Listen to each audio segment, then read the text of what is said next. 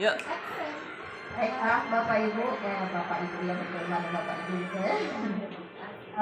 Terima kasih sebelumnya sudah bersedia meluangkan waktunya walaupun dalam kondisi yang mungkin siang sedang jam ngantuk-ngantuknya ini ya. Dalam aksi nyata modul 1.4 budaya positif, diseminasi penerapan budaya positif di sekolah. Pak. Ya, salam yang bahagia Bapak Ibu sekalian. Assalamualaikum warahmatullahi wabarakatuh. Ya, Pak.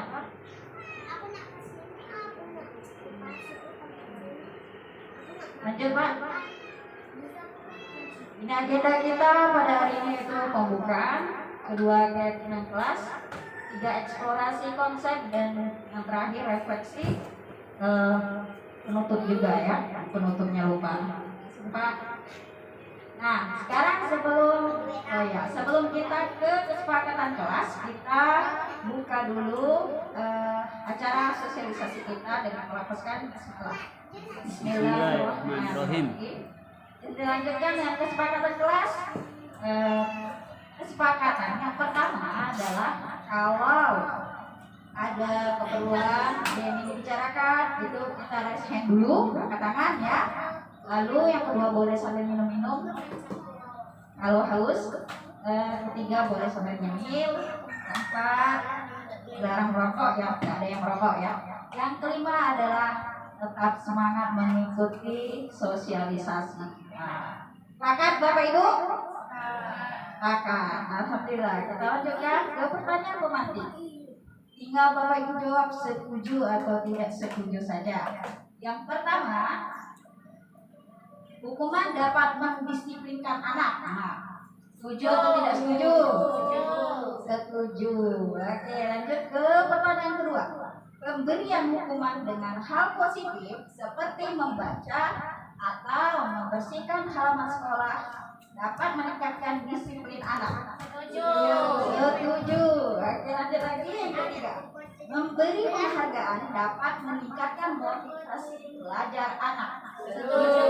Setuju. Oke, setelah tadi pertanyaan pemantik, nanti akan kita temukan jawabannya ya. Materi-materi selanjutnya.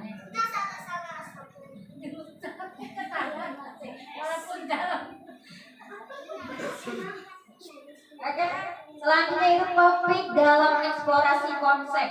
Nah, isinya ada 6. Yang pertama itu disiplin positif dan nilai-nilai kebajikan universal. Kedua, teori motivasi, hukuman dan penghargaan serta yang ketiga itu keyakinan kelas, 4 kebutuhan dasar manusia dan dunia berkualitas. Yang kelima, 5 posisi kontrol. Yang keenam, segitiga restitusi. Eksplorasi konsep, disiplin positif dan nilai-nilai kebajikan universal. Nah, ini adalah materi perubahan paradigma ya. Kegiatannya adalah kepalan tangan. Jadi ibu diminta berpasang-pasangan, yang jadi A dan jadi B. Satu, menggenggam tangan sekuat mungkin ya. Bayangkan di tangan kalian Bapak Ibu adalah sesuatu yang sangat berharga. Jadi kayak Bu Rena sama Ibu Asani, siapa yang mau jadi A, siapa yang mau jadi B. Nah, berpasangan Ibu Ida sama Ibu Atun. Nah, ini ke sini. Boleh minta kawannya membuka kepala tangan tadi. Nggak boleh cara dirayu, nggak diintimidasi, nggak dikatoi, pokoknya dengan cara apapun. Nah, kira-kira apa yang akan terjadi? Kira-kira kalau kawannya seperti itu, bakal ibu bapak buka atau tidak? Oke, kira-kira jawabannya apa kira-kira? Tidak bakal dibuka. Kita lanjut. Yo, barang berharga ya. Oke, betul sekali. Lanjutkan Pak. Nah, perubahan paradigma atau teori kontrol atau teori pilihan dan ilusi kontrol. Jadi ilusi kontrol, yang pertama adalah ilusi guru mengontrol murid. Itu ilusi kita ya. bahwa guru itu mengontrol murid. Lalu yang kedua, ilusi bahwa kritik dan membuat orang merasa bersalah dapat menguatkan karakter. Lalu ilusi yang ketiga, ilusi bahwa semua penguatan positif itu efektif dan bermanfaat. Ilusi yang keempat, bahwa orang dewasa itu memiliki hak untuk memaksa. Bisa seperti itu ya, nanti Pak. Jadi disiplin positif, teori kontrol atau teori pilihan menurut Dr. William Glasser, Anda tidak bisa mengontrol orang lain. Nah, hanya Anda yang bisa mengontrol diri Anda. Begitupun dengan permainan kepal tangan tadi. Orang lain nak manuin kita, kalau menurut kita itu sesuatu yang berharga, tidak akan kita lepaskan kan? Di makna disiplin itu belajar kontrol diri dengan menggali potensi kita agar tercapai tujuan yang mulia, yaitu sesuatu yang menjadi seseorang yang kita inginkan berdasarkan nilai-nilai yang kita hargai. Jadi apa yang kita inginkan itu kuncinya ada di diri kita. Ingin kita punya nilai yang baik, kuncinya di diri kita. Begitupun dengan kalau dikaitkan dengan siswa, untuk menumbuhkan nilai-nilai kebaikan itu adanya di diri siswa, bukan dari kita sebagai guru. Ya. Oke Pak, lanjut Pak. Nah, makna disiplin kalau asal bahasanya itu berasal dari bahasa Latin, yaitu disiplina yang artinya itu belajar. Tapi kalau menurut orang kita itu paradigmanya sudah bergeser, ya, bukan belajar. Tapi makna disiplin telah berhubungan menjadi sesuatu yang dilakukan seseorang pada orang lain untuk mendapatkan kepatuhan. Kecenderungan umum adalah menghubungkan kata disiplin dengan ketidaknyamanan. Seperti itu ya. Kalau urusan disiplin pasti mengikat, tidak nyaman ya akhirnya gitu. Bukan dengan apa yang kita hargai atau pencapaian suatu tujuan yang mulia.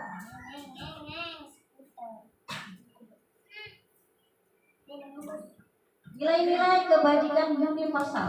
Nilai-nilai kebajikan adalah sifat-sifat positif manusia yang merupakan tujuan mulia yang ingin dicapai oleh individu.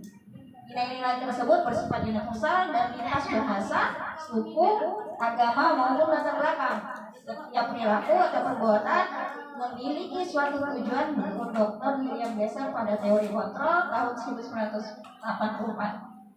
Jadi dengan mengaitkan nilai-nilai kebajikan yang diyakini seseorang, maka motivasi intrinsiknya akan terbang sehingga menggerakkan motivasi dari dalam untuk dapat mencapai tujuan mulia yang diinginkan. Nah, nilai-nilai kebajikan yang ingin dicapai oleh setiap anak Indonesia yang kita kenal dengan profil pelajar Pancasila, yang pertama beriman, bertakwa pada Tuhan Yang Maha Esa dan beragama mulia, mandiri, bernalar kritis, kebinekaan global, bergotong royong, kreatif.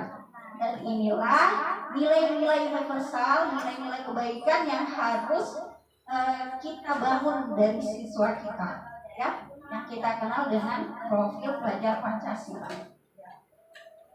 Nah, lanjut Pak. Teori motivasi, hukuman dan penghargaan serta restitusi. Teori motivasi perilaku manusia itu ada dua. Ada motivasi eksternal dan juga motivasi internal. Nah, dari ketiga yang di sini itu yang pertama itu untuk menghindari ketidaknyamanan atau hukuman. Ya, itu motivasi eksternal. Jadi datangnya dari luar, pertanyaan-pertanyaan biasanya akan timbul gitu, apa yang akan terjadi apabila saya tidak melakukannya. Biasanya siswa atau diri kita juga dorongan dari luar. Kalau aku udah gawe gitu, kalau aku udah bikin tugas, kalau aku udah bikin PR, lagi aku dihukum ibu. Jadi mereka akan melakukannya. Sampai PR benar-benar, yang penting aku buat, aku udah dihukum. Itu. Lanjut ke motivasi eksternal yang kedua, yaitu untuk mendapatkan imbalan dari orang lain. Pertanyaan yang akan timbul biasanya, apa yang akan saya dapatkan apabila saya melakukannya? Karena dia mengharapkan sesuatu, dia bukan dari dirinya sendiri. Sedangkan yang ketiga itu untuk menghargai dirinya sendiri. Akan timbul pertanyaan, saya akan menjadi orang yang seperti apa bila saya melakukannya? Nah, itu adalah motivasi internal, tujuan dari disiplin. Itulah yang harus kita tumbuhkan pada anak didik kita, yaitu mereka memiliki motivasi tersendiri atau dorongan sendiri untuk menjadi lebih baik, dengan memikirkan kira-kira apa yang akan aku lakukan di masa depan tuh, apakah dapat aku tuh timbul sendiri dari dirinya. Lanjut Pak. Merdeka menurut Bapak Ki Hajar Dewantara, yang dikenal dengan Bapak KHD, merdeka itu artinya tidak hanya terlepas dari perintah, akan tetapi juga cakap buat memerintah diri sendiri. Jadi itulah makanya sekarang kurikulum merdeka diadakan agar kita mampu menciptakan merdeka belajar. Merdeka belajar yang paksaan. Belajar itu bukan dari kemauan orang luar, tapi kemauan dari diri sendiri oleh siswa itu. Ya, merdeka belajar artinya mereka tidak dipaksa, mestinya paksa guru, nanti perintah guru lagi belajar, tapi kemauan dari mereka sendiri. Nah, itulah yang sulit tidak kira-kira Bapak Ibu? Sulit ya. Itulah yang PR kita bersama sebagai pendidik. Pak, dihukum oleh penghargaan, bahwa penghargaan itu berlaku sama dengan hukuman. Kira-kira sama ini, pikir gak penghargaan itu sama dengan hukuman? Nggak pikiran. Tidak pernah ya? Nggak pikiran. Tidak sampai kita mikir, oh penghargaan itu sama dengan hukuman. Menurut kita penghargaan itu pasti baik. Dalam arti meminta atau membujuk seseorang melakukan sesuatu untuk memenuhi suatu tujuan tertentu dari orang yang meminta atau yang memberi. Dorongannya eksternal dan akan ada faktor ketergantungan. Beberapa dampak dari pemberian penghargaan menurut Alfikon itu tahun 1993, yaitu yang pertama mempengaruhi jangka pendek dan jangka panjang. Jadi penghargaan itu pengaruhnya bisa jangka pendek, bisa jangka panjang. Lalu penghargaan itu mendukung. Bagaimana penghargaan itu mendukung? Kira-kira kalau ada siswa 1, 2, atau 3 itu diberi penghargaan, kira-kira apa perasaan dari siswa yang lain? Siswa yang lain mungkin akan merasa kecil hati ya. Ya. Oh, betul kan dapat penghargaan. Untuk apa aku nak belajar benar-benar serius-serius? Kayak yang dapat dia tuh, aku tidak dapat. Itulah penghargaan menghukum. Bahkan ada juga cerita bahwa bisa guru nih dikasih dulu pernah ada ya guru terbaik, guru terbaik gitu ya. Dan guru yang tidak mendapatkan penghargaan itu rasanya pasti juga kecewa. Itu ada beberapa ungkapan dari teman-teman kita sama guru. Lalu penghargaan itu mengurangi ketepatan. Selanjutnya penghargaan tidak efektif. Penghargaan merusak hubungan. Nah, bisa saling sirik-sirikan lah gitu ya. Diri-dirian aja Pak. Penghargaan menurunkan kualitas. Tadi sama seperti yang menghukum tadi gitu. Dia malas-malasan aku tidak pernah dapat. Apalagi misalnya ada anak yang saingan gitu kan. Kalau dia dapat, dia sudah berusaha, dia tidak mendapatkan, akhirnya down dan tidak mau lagi melanjutkan usahanya di dalam belajar. Lalu penghargaan itu mematikan kreativitas. Ya. Dan penghargaan mengurangi motivasi intrinsik. Jadi dorongan dari dalam dirinya sudah malas, tidak mau. Ya Pak. Nah, bentuk program kebajikan atau apresiasi. Dalam memberikan apresiasi atau pengakuan perlu diingat beberapa hal. apresiasi dan penghargaan kira-kira sama tidak? Hampir Hampir sama. sama ya, tapi sedikit berbeda. Jadi memberikan apresiasi itu kita harus memberikan pengakuan secara khusus, apa yang dilakukannya itu misalnya secara umum enggak semuanya sama gitu, pasti anak itu kan berbeda-beda gitu kan.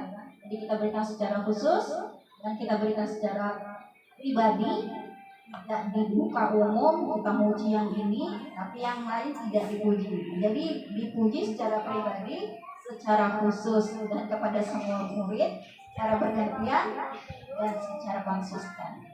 Pasti kita pernah Bapak Ibu ya memberikan apresiasi apa yang dilakukan anak, tidak, tapi masanya kita tidak konsisten.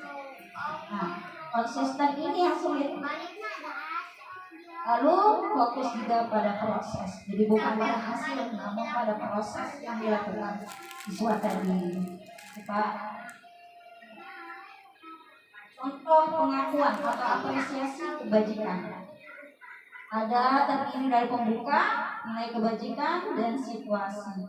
Ini contoh kalimat yang pertama itu, kemarin saya perhatikan rasa empatimu besar sekali pada saat menolong murid baru di kelas 4. Itu contoh apresiasi.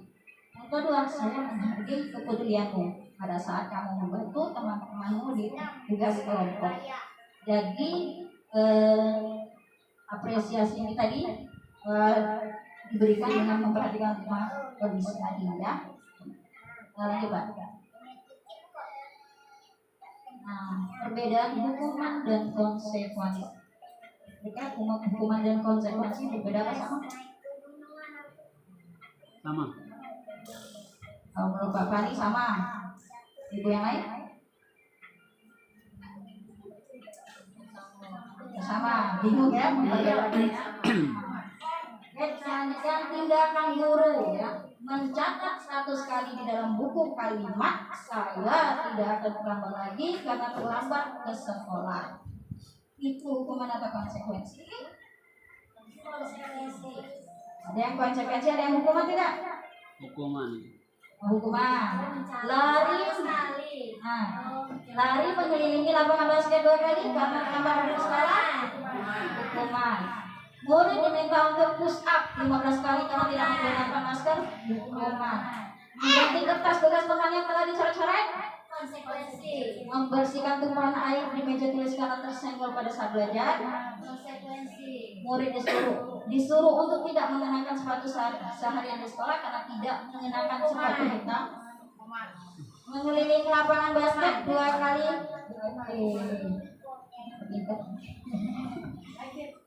Pak. Nah, kira-kira bener ada jawaban ibu-ibu. Jika ada di sini. Aku betul berapa, kesalah berapa? Aku tidak tahu kalau mencatat 100 kali di situ. Oke, minta tasnya dulu.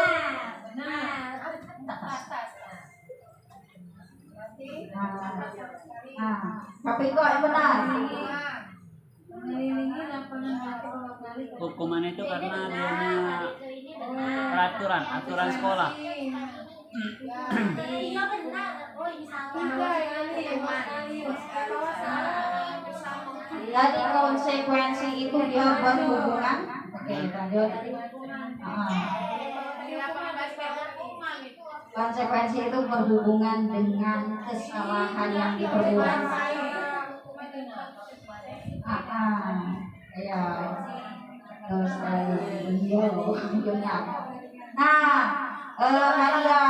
ini apresiasi bukan penghargaan untuk ibu-ibu atas jawabannya.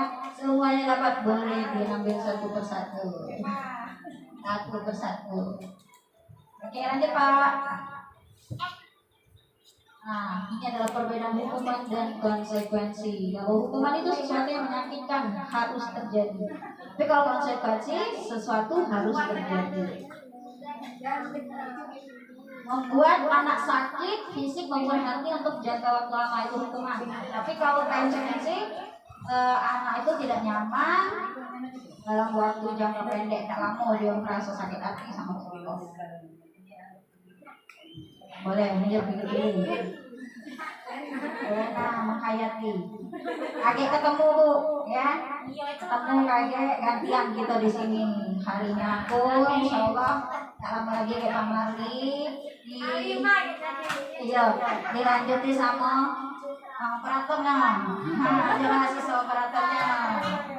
Agak dilanjuti sama yang lainnya, angkatan 11 ya. Amin.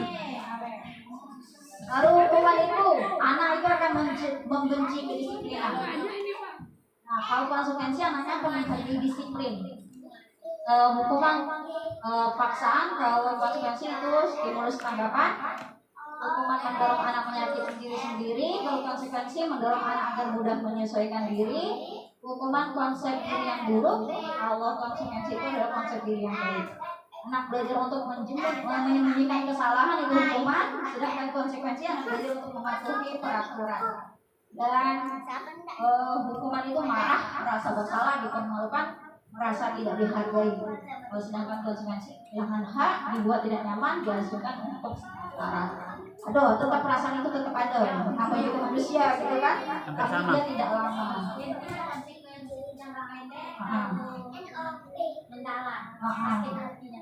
Misal kadang ada siswa kan, mungkin kita juga ada yang pernah dendam sama guru kita sampai sekarang masih terasa gitu kan. Tapi kalau dia konsekuensi, dia sadar nanti mungkin akan menyadari, oh memang salah gitu, memang harus terjadi, memang itu resiko aku gitu kan. Jepang. Nah, apa itu restitusi? Restitusi adalah proses menciptakan kondisi bagi murid untuk memperbaiki kesalahan mereka, sehingga mereka bisa kembali pada kelompok mereka dengan karakter yang lebih kuat. Restitusi juga merupakan proses kolaboratif yang mengajarkan murid mencari solusi untuk masalah mereka dan membantu murid berpikir tentang orang seperti apa yang mereka inginkan menjadi tujuannya mulia dan bagaimana mereka harus memperlakukan orang lain. Jadi itulah restitusi. Buat kita pertama kali ya dengar istilah restitusi, apalagi di dunia pendidikan. Jadi restitusi itu mengajarkan siswa kita untuk memperbaiki kesalahan mereka.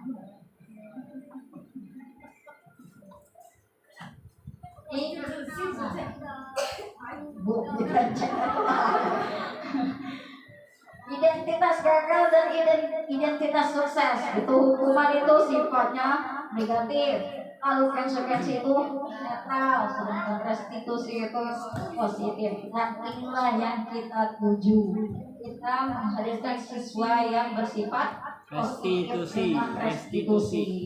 Lanjut Pak, nanti bisa dibaca-baca. Nah, ciri-ciri restitusi yang pertama bukan untuk menebus kesalahan, namun untuk belajar kesalahan. Jadi bukan kita menebus kesalahan, tapi dia belajar. 2, memperbaiki hubungan. 3, tawaran bukan paksaan. 4, restitusi menuntut untuk melihat ke dalam diri. 5, restitusi mencari kebutuhan dasar yang mendasari tindakan. 6, restitusi diri adalah cara yang paling baik. Restitusi fokus pada karakter bukan tindakan. 8, restitusi fokus pada solusi. Ya, kena kelas ini Pak.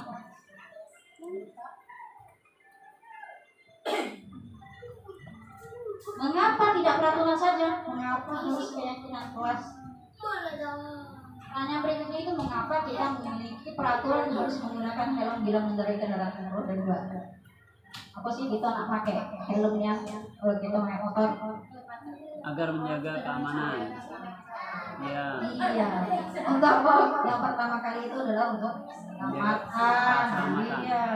Nah, kita yakin kan? Oh, helm itu untuk jaga keselamatan kita. Gitu. Nah, untuk mendukung motivasi intrinsik, kembali ke nilai-nilai atau keyakinan lebih menggerakkan seseorang dan jika mengikuti serangkaian peraturan-peraturan.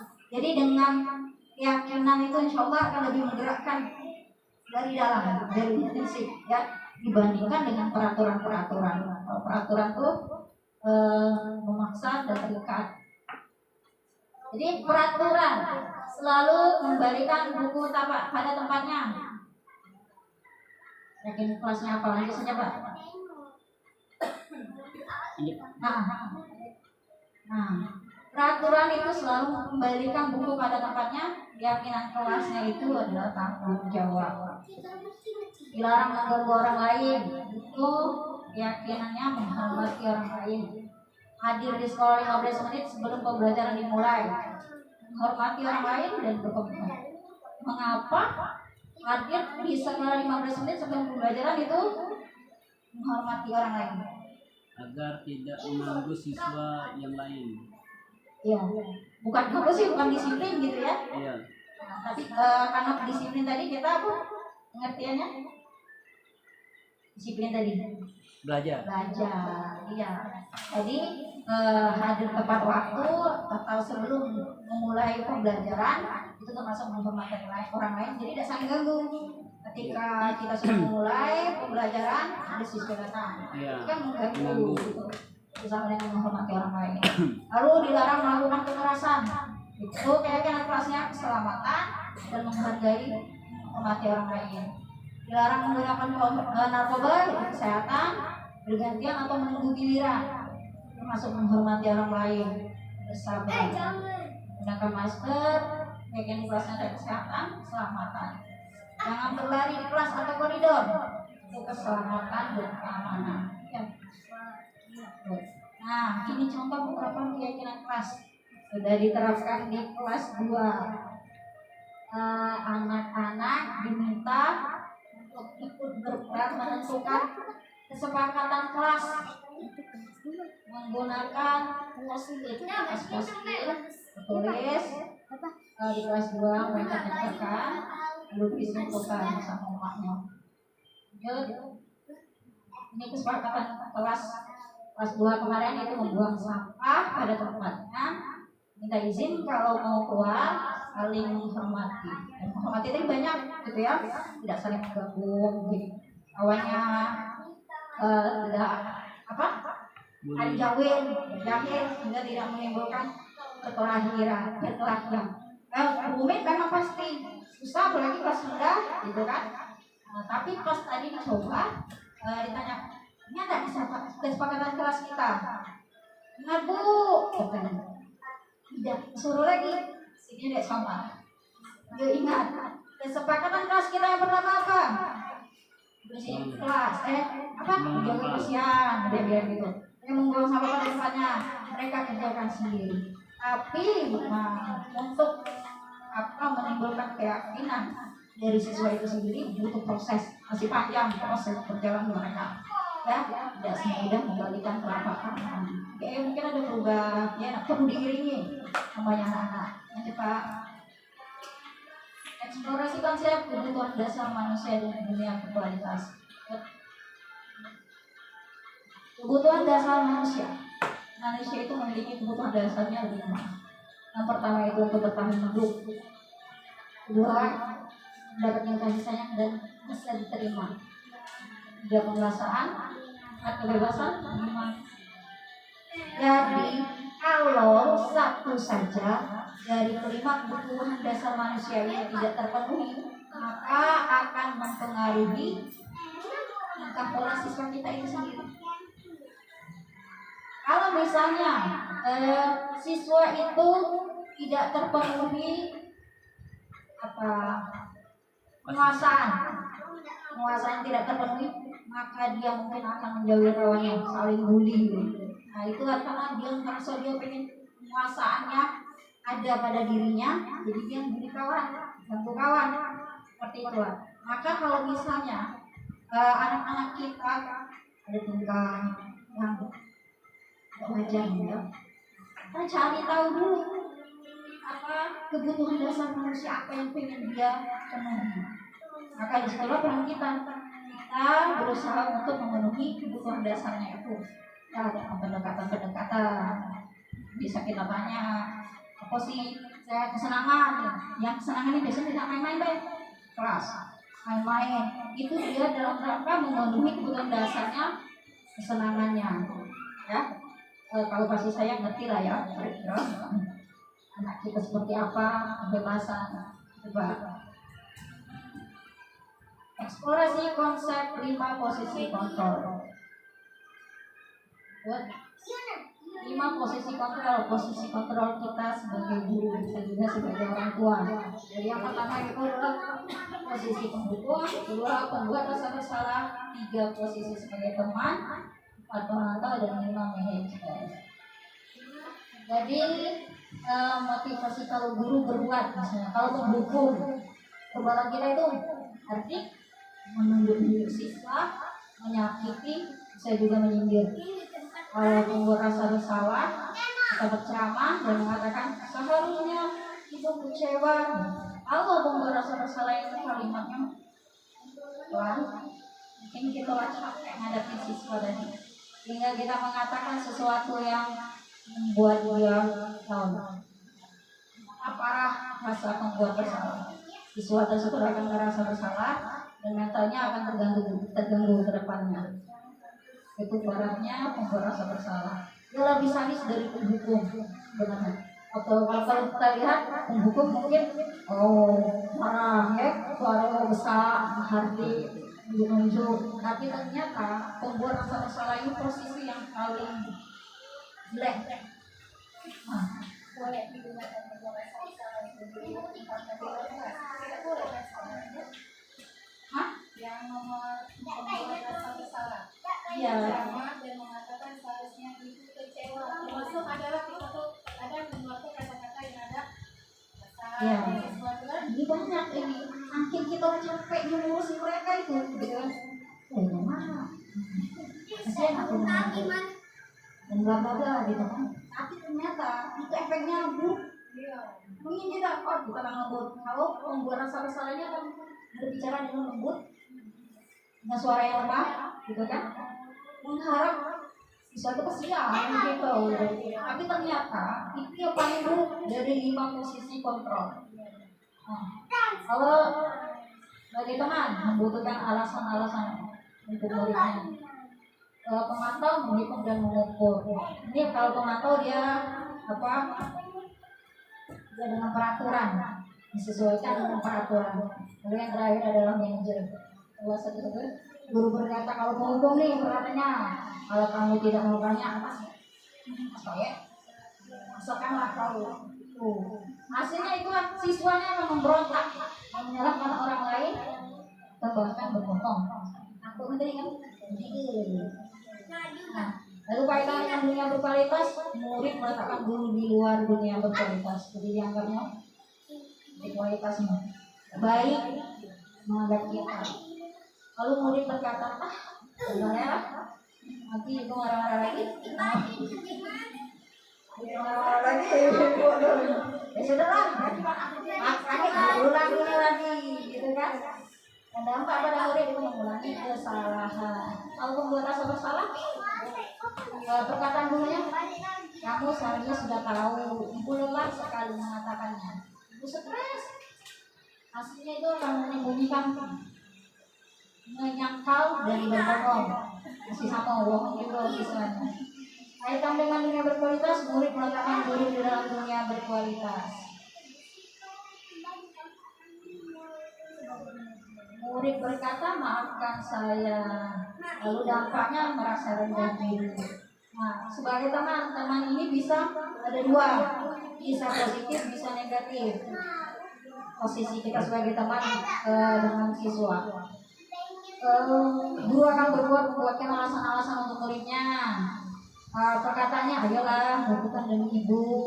Misal kamu tidak mau, tidak, ibu pernah butuh.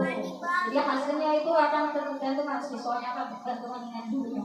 Aja, yang ada ibu itu juga yang bertanggung aku. Seperti itu. Itu efek negatif dari hubungan teman dengan siswa tadi. Kaitannya dengan dunia berkualitas, mungkin meletakkan guru sebagai orang yang sangat penting di dunia berkualitas. Murid akan berkata, saya pikir bapak itu teman saya, ternyata begitu. Seperti itu yang negatifnya. Jadi dampak pada murid itu lemah, tidak mandiri dan tergantung. Ini posisi pemantau, guru berbuat menghitung dan mengukur. Guru akan berkata apa peraturannya. Hasilnya itu akan menyelesaikan diri bila diawasi. Kalau diawasi tidak lewat berarti. Kaitan dengan dunia berkualitas, guru, murid katakan guru peraturan dan hukum di dunia berkualitas. Muridnya akan berkata berapa banyak bintang yang saya harus peroleh, berapa halaman yang harus saya tulis. Dia lagi, dia tahu. Rapor bintangnya apa kali dapat, berapa halaman yang harus tulis, dilatih cewek. Nah, dampaknya bagi murid itu menitik beratkan pada sanksi atau hadiah untuk dirinya. Dan posisi yang paling baik dari 5 posisi kontrol adalah manajer. Maka mengajukan pertanyaan-pertanyaan, apa yang kita yakini, apa yang bisa kau kerjakan untuk memperbaiki masalah ini. Hasilnya akan menguatkan pribadi siswa. Dan murid akan meletakkan dirinya sebagai individu yang positif dalam dunia berkualitas. Katanya, bagaimana caranya saya akan memperbaiki kesalahan ini, atau keadaan dan situasi. Dampak pada murid itu menguasai mengevaluasi diri, bagaimana untuk memperbaiki dirinya. Nah, tinggal kita nak pilih, tapi minimalnya posisi teman. Dari kelima posisi kontrol ini minimalnya kita tuh berada di posisi teman menurut hasil saya. Ya, tapi ingat teman itu jangan sampai membuat siswa kita tergantung dengan kita. Ibu juga, ibu tuh baik dengan aku. Bakal marah dengan itu. Dia akan menimbulkan alasan-alasan untuk tidak melakukan sesuatu. Lanjut Pak.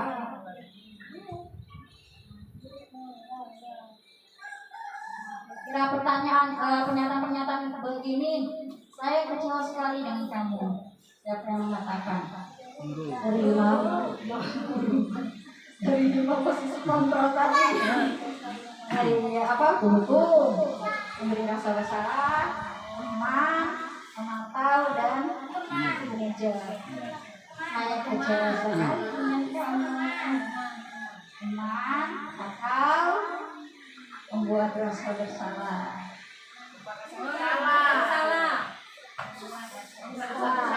Kamu tidak pernah benar melakukannya. Oh, kira-kira. Ayolah, lakukan ibu bapak. Nah, apakah kamu mau mendapatkan stiker bintang hari ini? Mantap. Bagaimana kamu bisa menyelesaikan masalah ini? Manajer. Kamu selalu yang paling terakhir. Ya situ. Ayo Pak, lihat rumah yang mana yang situ. Oh, benar. Kalau orang kita masih nyampe materinya ya. Sudah, lepas kalau. Pas. Atas kalau ya. Itu benar pelaksanaan. Nyampe belum sejam?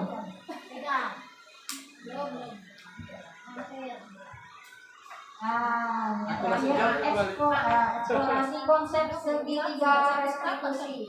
Nah, ini segitiga restitusi. Lanjut Pak.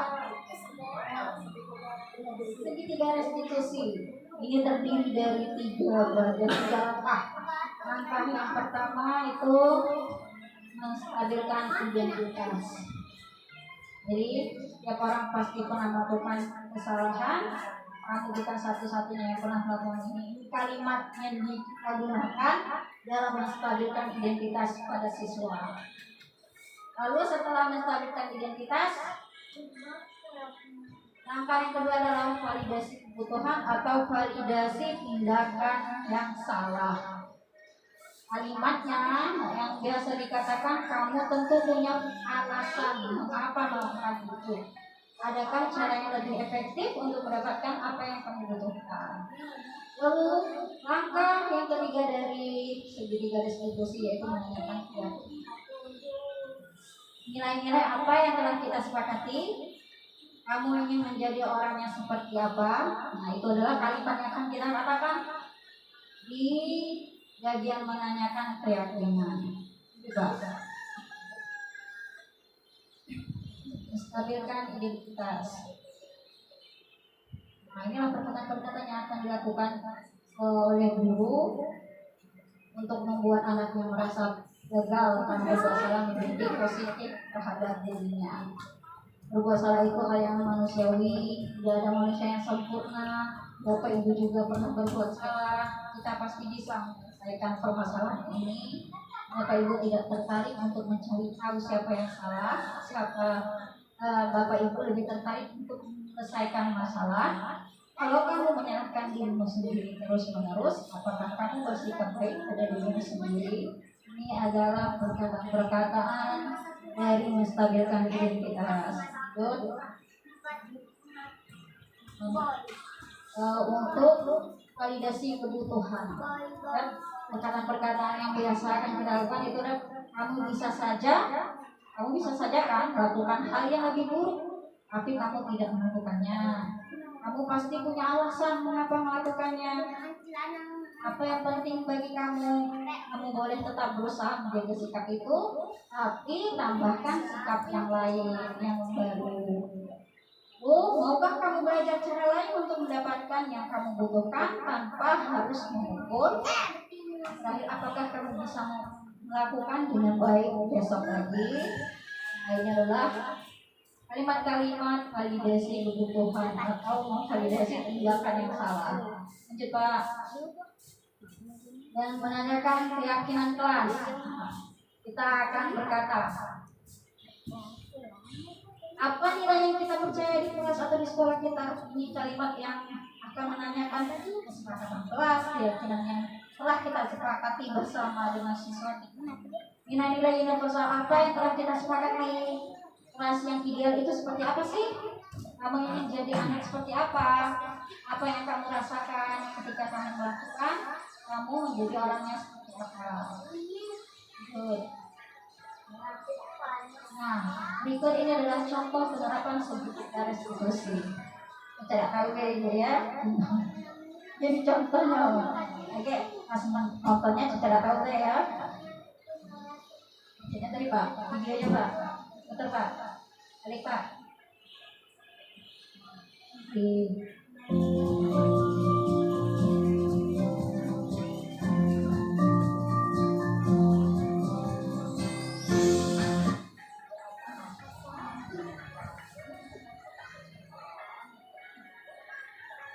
Contohnya,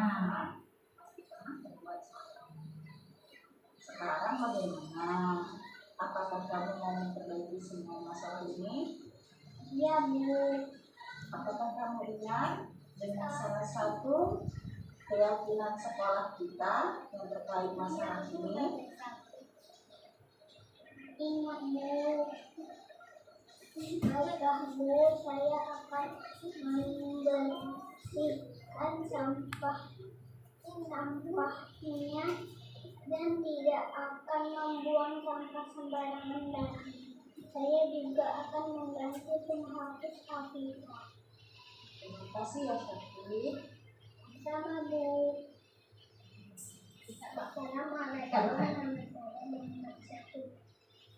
Nah, itu tadi contoh dari penerapan segitiga restitusi.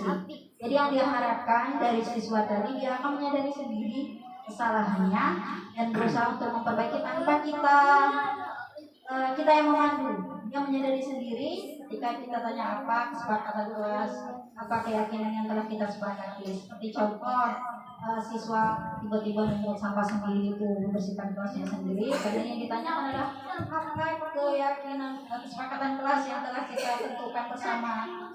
Mereka melakukannya. Ya, itulah yang diinginkan oleh pemerintah kita dengan program Guru Penggerak ini, dengan kurikulum Merdeka. Semoga pendidikan kita akan semakin baik ke depannya. Amin. Pak. Intervensi 30 detik. Intervensi ini bisa membantu murid kembali untuk ke tujuan semula dengan cukup singkat dan dengan cara non-konfrontatif. Pertanyaan-pertanyaan yang diajukan biasanya dikemukakan oleh seorang pemantau dan manajer. Jadi, apakah kamu ingin berubah lebih baik? Apakah saat ini kamu sedang menjadi orang yang sedang kamu inginkan? Apakah kamu bisa mengubah kegiatan atau perilaku kamu saat ini menjadi sikap yang membantu? Apakah wajar membuat kesalahan? Bisa kita memperbaikinya? Apa yang kamu lakukan saat ini sesuai? Kapan kamu siap untuk mulai? Peraturannya apa? Artinya kamu punya masalah. Saya bisa bantu apa? Saat ini kamu seharusnya berbuat apa? Apa yang bisa saya bantu agar kamu bisa melakukannya? Apakah saya bisa bantu kamu agar dapat segera mulai? Apakah tugas kamu saat ini? Bagaimana kamu ingin diperlakukan pada kegiatan ini? Bisakah kamu melakukannya? Apa yang kamu inginkan? Peraturannya apa? Ini kalimat-kalimat yang akan digunakan oleh seorang pemantau dan manajer. Coba kita refleksi dulu. Refleksi. Yang pertama, hal baru apa yang mengubah paradigma saya yang saya dapatkan?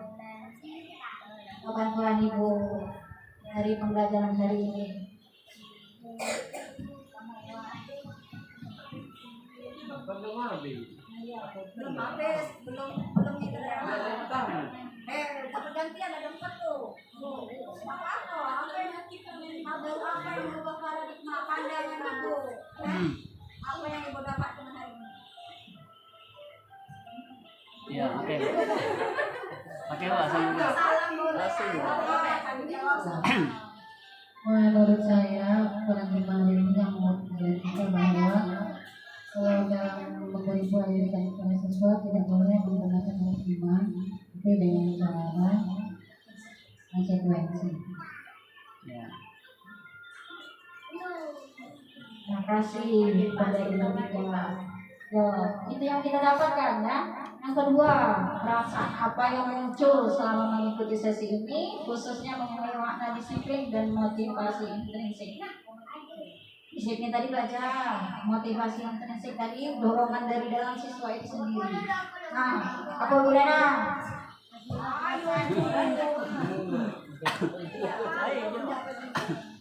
Nggak apa-apa. Salah nggak? Bahasa Ibu, kecewa, senang, sedih. Baiklah, dari perasaan apa yang muncul selama mengikuti sesi ini khususnya mengenai makna disiplin dan motivasi intrinsik. Makna disiplin sangat bagus dalam kegiatan ini untuk mendisiplinkan siswa, dan motivasi saya Dorongan dari dalam.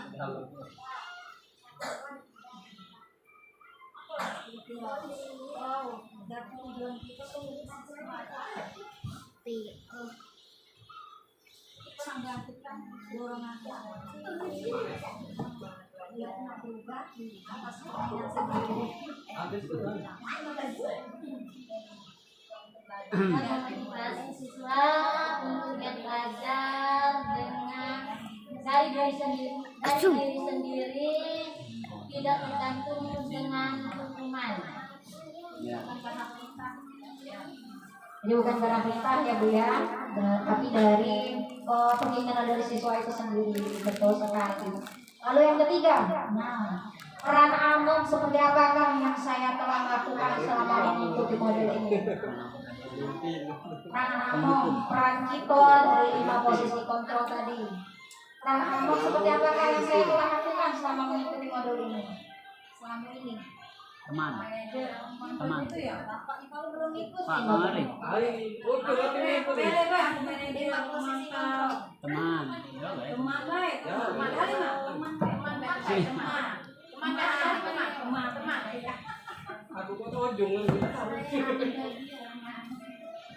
Assalamualaikum warahmatullahi wabarakatuh. Dalam refleksi yang ketiga ini, peran Among seperti apakah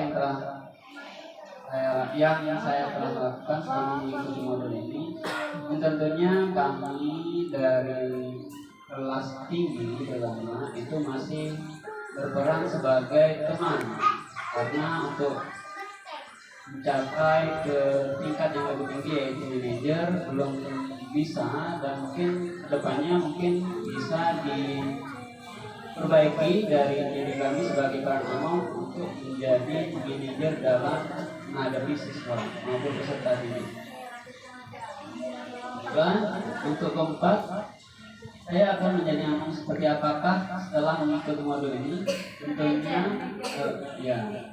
Tentunya guru-guru di sini yang telah mengikuti modul ini tentunya sangat termotivasi untuk menjadi peran among manajer ya bagi peserta didik, di mana bagi peran among manajer agar peserta didik bisa mengendalikan diri dan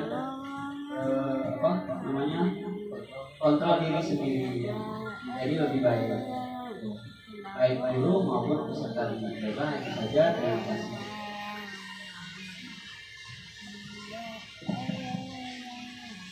Baik, terima kasih Pak. Untuk yang kita harapkan adalah setelah ini kita akan menjadi berperan dalam posisi yang kelima, yaitu manajer. Ya, karena itu adalah posisi yang terbaik. Mudah-mudahan dengan materi ini selanjutnya kita akan tinggalkan peran-peran kita yang tadi yang sebelum-sebelumnya gitu ya.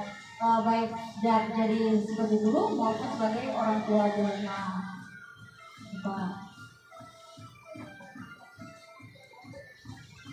Hubungannya lagi 1 jam. Oke, aja Pak. Terima kasih atas kesediaan dari ibu-ibu untuk menikmati materi hari ini. Nah, insya Allah materi yang baik itu ya. Bagus sekali ya, dalam guru besar itu Masya Allah, itu materinya luar biasa. Kadang-kadang ketika mengetahui pembuat rasa bersalah seperti itu, jadi ngerasa gitu rasanya. Jadi rasa bersalah juga gitu ya Allah, ternyata efeknya buruk sekali. Jadi berusaha minimal jadi teman buat anak didik kita ya. Terima kasih pada semuanya atas kesempatan hari ini. Insya Allah selanjutnya ibu-ibu, bapak-bapak yang akan melanjutkan, gantian posisinya ya. Di sini gantian tidak lagi, naik lagi. Oke, tadi kita sudah buka acara kita dengan melafazkan basmalah. Sekarang kita tutup dulu acara sosialisasi kita dengan melafazkan hamdalah. Alhamdulillah. Assalamualaikum warahmatullahi wabarakatuh.